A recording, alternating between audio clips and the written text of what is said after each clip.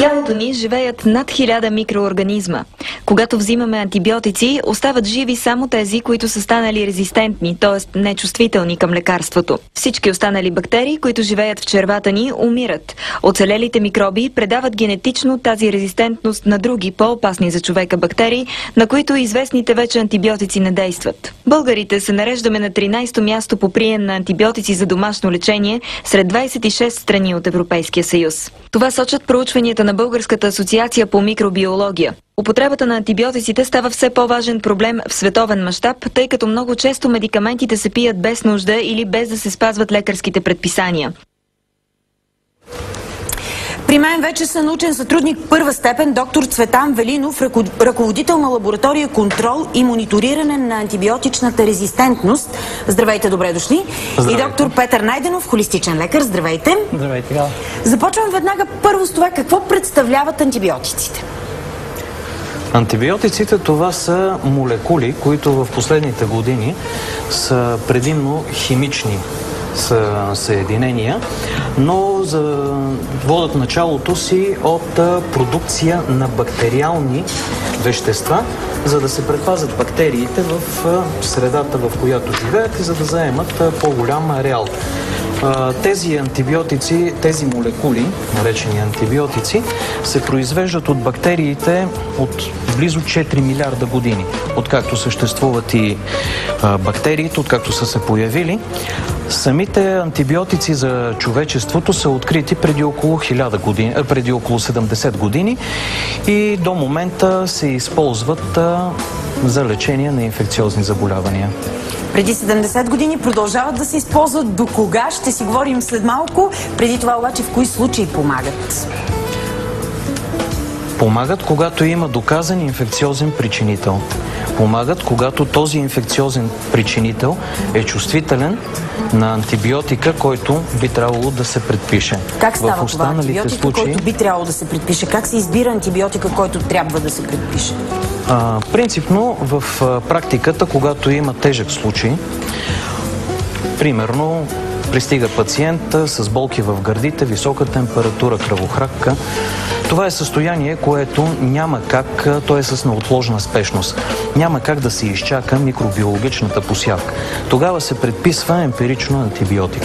За да може обаче да е правилно предписан този антибиотик, стартовата терапия да е правилна, трябва да се вземат материали за микробиологично изследване, за да може да се натрупа база данни, кои са най-честите инфекциозни агенти, причинители, примерно на дихателните инфекции или на пикочополовата система инфекциите, да се натрупа база данни за резистентността им, чувствителността към антибиотици, за да може да се избере най-правилният антибиотик, който да се стартира. Това е единият момент. Втория момент е, че когато се изолира микроорганизма, когато се направи антибиограмата и се види кой е правилният антибиотик, терапията може да се подмени. Може да се стартира с един по-широко спектърен антибиотик, който обикновено е и по-скъп, но на втория, третия ден, когато излезе микробиологичното изследване, да се смени с един по-тясно спектърен антибиотик. По този начин предпазваме микроорганизмите от създаване на резистентност. Говорихте за симптоми като висока температура. Това не са ли често симптоми и при вирусни заболявания? И защо у нас като че ли доста често и при такива се изписва антибиотик? Аз имам доста опит с деца преди всичко. Действително и по литературата, и по наблюденията ми в практиката, повечето пъти, а по-точно над 80% от случаите, едно такова дете с температура е хванало поредния вирус. При вирусите антибиотиците не могат да помогнат и не е редно да се предписват при условие, че детето е достатъчно стабилно като имунитет, като защитен механизъм, за да се справи с вируса. За съжаление обаче се прекалява, предписват се антибиотици дори там, където не трябва и оттам се намалява ползата от тях, в смисъл такъв, че вместо да се оставят наистина за когато трябва, те се дават понякога така и насляпо, понякога и майките, понякога и производителите настояват, понякога и колегите, за да им бъде по-лесно също така да си вържат гащите, така да се каже. Добре, доктор Велинов, вашето мнение, защо в много случаи при вирусни заболявания у нас, сигурно съм, че знаете, че е така, се изписват антибиотици. Абсолютно съгласен съм, абсолютно с колегата, че не може при вирусни заболявания да се предписва антибиотик. Не бива, не трябва. Това не е връзване на гащите. Това нека да кажем само не трябва, защото по никакъв начин той няма да облегчи състоянието. Те не действат върху вирусите, те действат върху бактериите. Когато се изписва неправилно един антибиотик, а именно ключовата дума е неправилна употреба на антибиотици, тогава той действа върху останалата микробна флора, която ние имаме огромно количество бактерии, които са си наши собствени бактерии. Тогава антибиотика действа върху тях. Потиска ги, пресира ги. Микроорганизмите, които са в нашето тяло, собствената ни флора, изграждат така наречената резистентност. Те стават нечувствителни. Защо? Защото природата пази живинките си.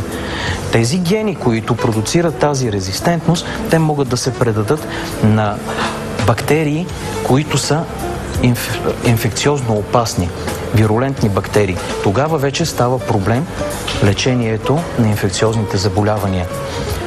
Именно за това казвам, че тук ключова роля има и микробиологичното изследване, за да може да се установи какъв е причинителя и каква е съответно неговата чувствителност към антибиотици. Добре, много ще си говорим още за плюсовете, минусите на антибиотици.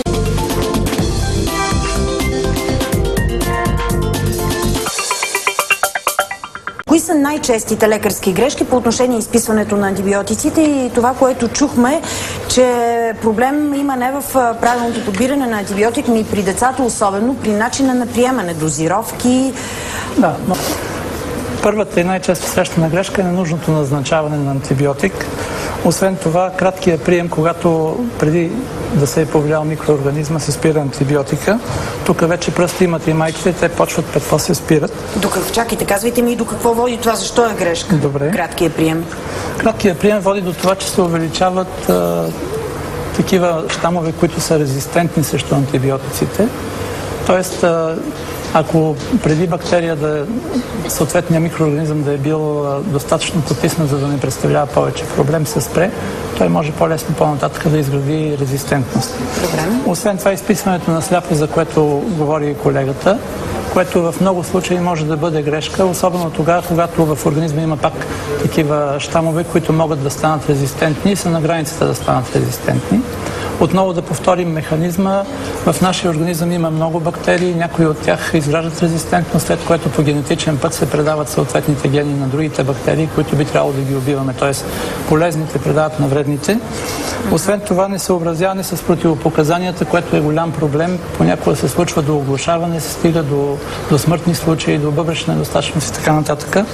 Аз лично познавам човек. Неправилно подбрани антибиотик, имам да речем нефротоксични антибиотици, които могат да увредят бъбреците или пък...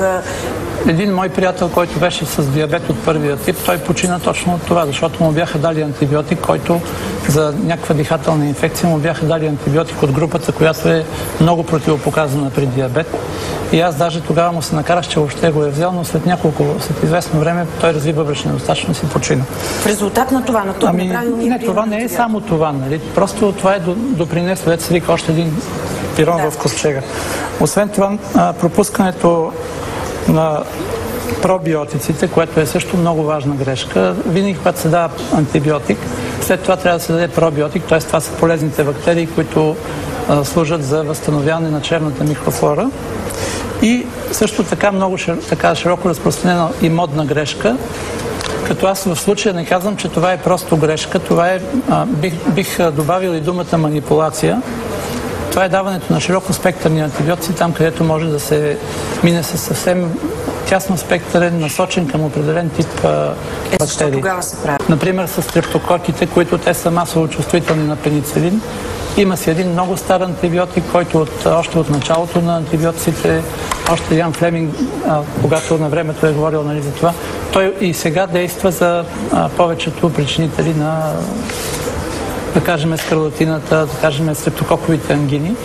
И той няма странични действия, добре поносиме, общото има много предимства, но вместо него се употребяват включително и такива, които са от най-новото поколение, много широкоспектърни. Разбрах защо, доктор Велинов, се случва.